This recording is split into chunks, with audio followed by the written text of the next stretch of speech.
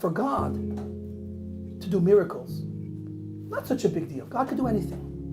The bigger deal than the big miracles that God did in the story of the Exodus is who he decided to do those miracles for. So if you look at the Art Scroll Chumash and how they title the second book, what's the title?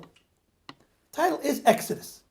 What does the word Exodus mean? It's Greek or Latin for going out, redemption, right? So how come if I look on the Hebrew side, the Art Scroll, I don't know if they noticed this, but on the English side they put Exodus, which means redemption, geula, going out. And on the Hebrew side they put names. So the Hebrew and English, when it comes to the title of that book, don't match. Why is there this inconsistency? What's it based on? So it's based on the Greeks that decided to name the books the way they wanted to name it. So they chose to call the second book Going Out because they looked at the story and the climactic moment of the whole second book was the Jews leaving Egypt. That's the pinnacle, spitz of the story of the Jewish people. With great miracles, splitting the sea, 10 plagues. That's where Hashem really showed the world who's boss. He said, this world, I can do whatever I want with it and everyone in it. So when did God truly show his greatness? In the Exodus of the Jews from Egypt.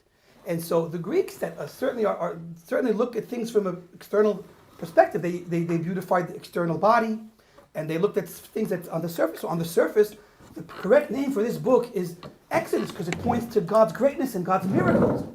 And what's the secondary names? What is names? Who cares about the names? These are the names of the Jewish people. Why call that the whole book?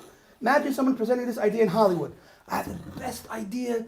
It's going to make billions. The next blockbuster, better than Avatar. By the way, what's the big movies lately? I don't follow anymore. What's the Avatar was a big hit? I think they're redoing Avatar. Oh. The second one. Anyway, it's the billion-dollar blockbuster. Forget about fiction. We have reality. The Exodus from Egypt. 10 plagues, splitting the sea.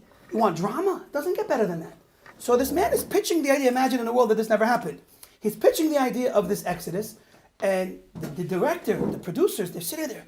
They're like, wow, this is unbelievable. It's a bit too over the top. No one's going to believe this ever happened, but it's a movie. That's the irony, because reality beats fiction every time. You think fiction is out of this world? Reality is more out of this world than fiction. Anyway, so they think this is a bit over the top. But hey, we're Hollywood. We're all about over the top. They're like, great, we're in. By the way, do you have a name for this movie? It's funny, you're mentioning, do I have a name? Actually, the name of this movie is Names. They're like, what? Names? Listen, the idea's great, we're in, but the name's got to go. And they start thinking, they're like, I got it. Exodus. And there goes the next big hit with, what's that guy, Russell Crowe, Exodus? Wasn't he in Exodus? Oh no, he was in this Noah's Ark business that leave it to Hollywood to mess everything up. The last movie about the splitting of the sea was even worse than the Charlton Heston version. All they do is play with games. They think they're God. There's a Torah, there's an Exodus. Instead of just writing what was the real Exodus, we have to make it better somehow. So they always mess everything up. But anyway, that's the point. The Hollywood director says, what do you mean names? Names? That's not a name for a movie like this. We'll call it Exodus. And that's the difference between the sages, which called it names, versus the Greeks, which called it Exodus, because they looked for the bright lights and the spectacular ideas of all the miracles. But now let me ask you now. So we've explained why the Greeks call it Exodus. Why did the sages call this book the Book of Names? The entire book is just called the simple Book of Names. What's so special about the names? What's so special about calling this book Names? Is it because it's like the third word in the book? So they found the first word? That's one answer, is that it's arbitrary. We just found the first unique word and we used it. But Torah is much deeper than that. And when the sages choose to use this name, the word names, to call this entire book by the word names, it's deep and it's prophetic and it's part of Hashem's Torah. So what is the big deal about calling this book Names? So I'll tell you, it's in one sentence. The sages understood that to do miracles, not such a big deal. God could do anything. The bigger deal than the big miracles that God did in the story of the Exodus is who he decided to do those miracles for. The point of the miracles and the entire book is Ve'ele Shemot B'nai Yisrael, and these are the names of the Jewish people. He did it all for us. He did it all for you, me. The names. What's unique about a name? we have also in the same book, right there, Rashi talks about what was so special of why God named us, why we have names, and why he counts each and every one of us. Each and every one of us, he counts, like the stars. So he brings from Chazal that God brings out and takes in the stars by name and by number. Every star has, according to this, a name and a number. Who can count the stars? Only Hashem. Who can count every single precious neshama of the Jewish people? Every single Jew, we think he's not precious. Hashem counts him by name and by number. He might look like a sinner.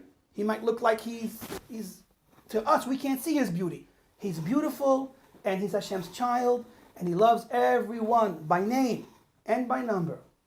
So while we're on the topic of names and numbers, let me ask you, if already Hashem gave each star a number, so it's counted. He knows where it is. He knows what it is. So why does it need a name? Or ask the other way. If you've already given every star a name, why on earth does it need a number? A name is even more unique, more specific than a number. Essentially, if I'm numbering everything, so it's quantified, it's indexed. I have it. I know my inventory. If I'm naming everything by name, then for sure I know my inventory because everything has its unique name. The answer is that the Jewish people have an aspect to them that is a number, and an aspect that is a name. And here we come full circle with this idea. From the perspective of the fact that we have a number, so you can only number something that's of same qualities. If you have something that's some things, a group of things that share the same qualities, so that unites them into a category, and I can number. I have 100 of X. I have 100 people because they're people. But if something is unique and it's one of a kind, then I can't count 20 unique things. That's not a way to count 20 unique things. If something is unique and nothing else matches it, so I have to give it its unique identification tag, which is a name. So there's an aspect of every one of us that is unique. We are all like God's only firstborn child. There's a level within each and every one of us that we're Hashem's Bechor. It says, B'ni Bechori. We are Hashem's firstborn as a nation, and each one of us is like Hashem's first only born child. But at the same time, we're part of Klal Yisrael, 600,000 root souls and offshoots, which equals the millions and millions of people that have been born. And in that context, we get a number because we're all the same.